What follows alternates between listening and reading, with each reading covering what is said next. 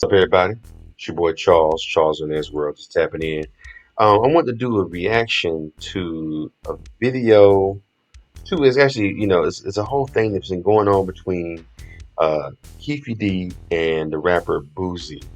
Um, if y'all don't know, Keefe is a uh, former Crip gang member, drug dealer, who was apparently involved in Tupac's assassination.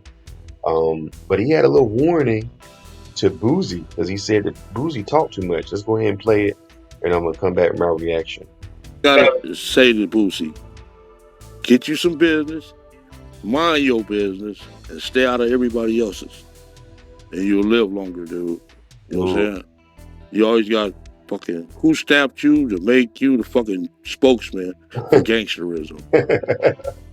You a little bitch. Ooh. And stop letting that dude put you in spots like that, dude. No, he didn't. You get yourself hurt. Ooh. You know what I'm saying? You talk about little gangster Williams. You talk about Gunner. You talk about everybody. You know what I'm saying? Stay out of people's business, dude. Mind yours, and you'll live longer.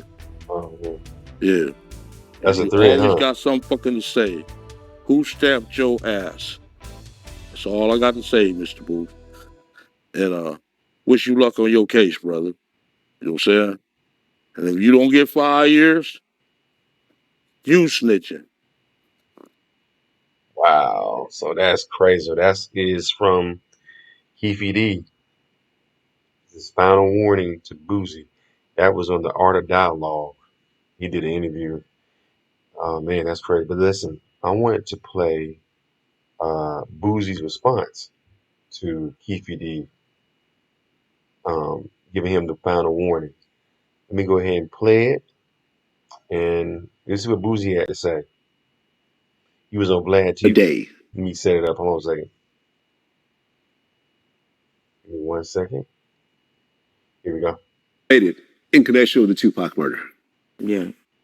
Were you surprised? I don't know why they still fucking with Keefe D. Like, if you gave this man immunity, leave this fucking man alone, bro. Like, well, I don't get that, bro. Well, I mean, here's the thing about a proffer agreement, right? A proffer agreement, aka Queen for a day, means that you could come in and you could testify about a bunch of crimes that you were involved in, and your testimony that day cannot be used against you as long as it's proven to be true, right? But if you choose to say that again at a different time, like on an interview, or in a book, because you know he wrote a book, right?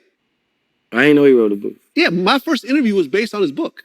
Oh, if you watch the first Vlad TV Keefe interview, oh, Keefe going to jail because of Vlad.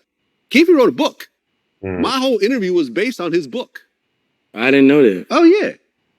Yeah. I didn't know that. No, so exactly. If you fabricate something in a different way, they can come back. Well, not even fabricate if you just say something. If you just say something after that, it's not protected. Wow. Oh, man, they played him, bro. Yeah, you can't. That just, you that one day doing a proffer agreement doesn't mean that you continue to keep saying it. It's just that day. That's why it's called Queen for a day.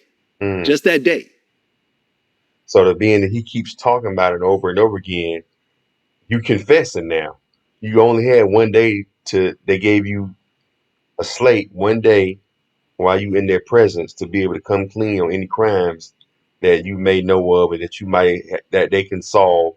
So that way they had to get you off the crime that you're in there for in the first place. Right? So if he chose, and I remember I talked to Greg Kading, the one who actually got that confession from him that day. Yeah. He even says, listen, if he chooses to talk about it other times, really, like, that's confession. He's doing it at his own risk. He didn't have immunity from prosecution. All he had was protection from self-incriminating statements. Right. This is a very important difference because people confuse these two things. You know, and I mean, listen, I've interviewed Keefe twice. I didn't know that. That's how it works. I did not know that, bro. Yeah. Know the law. I did not know that, bro. Know the law. So ultimately, based on his book and some of his interviews, I don't know. I don't know what's going to happen. You know, authority people like go, Vlad, you gonna be taking the stand. I'm like, no one's talked to me about it. Police hasn't contacted me. And if they do, my response is gonna be, it's all in the interviews. Wow. So go back and look at my interview to make your arrest. He ain't even trying to protect her. Anyway, Vlad's another story. Shout out to Vlad, man. Anyway, so that's interesting. So they gave him they call it Queen for a day, where you can make a confession, so that way they can close other cases that you may have been involved in or witnessed, and in that way that'll give you immunity that'll help you get out the case that you were already in there for. So being that he already confessed to it in that interview with the LAPD, after that day he wasn't able to talk about that no more. You know what I'm saying? But he started going on interviews, Vlad TV, Bomb First, Art of Dialogue, and doing all these different podcasts, and just kept talking about it. Then now you're just confessing. You're confessing to. We only gave you one day to confess, and that day has been gone. You still talking about it, and you're now confessing to it. Wow, that's interesting, man.